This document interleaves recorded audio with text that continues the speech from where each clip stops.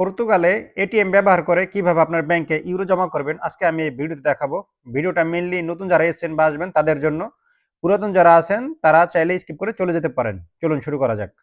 So first of all আপনার কার্ডটি ATM এ প্রবেশ করান, দেন পিন নাম্বারটি দিন। তারপর হাতের ডান ধারে একদম নিচে দেখতে পাচ্ছেন ডিপোজিট ওয়েস ওতরাস অপরাস ওয়েস, এটাতে ক্লিক করুন। দেন 3 নম্বর অপশনে ক্লিক করুন। 3 নম্বরে ক্লিক করার পর 1 নম্বর অপশনে ক্লিক করুন। ইউরো জমা দেওয়ার প্রমাণস্বরূপ হিসেবে আপনি যদি একটা রিসিপ্ট চান তাহলে হাতের বাঁ ধারে সি অপশন আছে, ওটাতে আপনি ক্লিক করুন। তারপর একটু অপেক্ষা করুন। অপেক্ষা করার পর হাতের ডান ধারে দেখতে পাচ্ছেন কন্টিনিউয়ার, আপনি ওটাতে ক্লিক করুন। ওটাতে ক্লিক করার পর আপনার ইউরোটা মেশিনে প্রবেশ করান। তো কত ইউরো আপনি জমা করছেন সেটা আপনি জানবেন এবং স্ক্রিনে সেটা দেখাবে। দেন আপনি স্ক্রিনে দেখতে পাবেন আপনি কত টাকা জমা করেছেন। তো এক্সাক্ট অ্যামাউন্ট থাকলে হাতে ডান ধারে দেখতে পাচ্ছেন কনফার্মার, আপনি এটাতে ক্লিক করুন। এটাতে ক্লিক করলে আপনার টাকাটি সফলভাবে জমা হয়ে যাবে।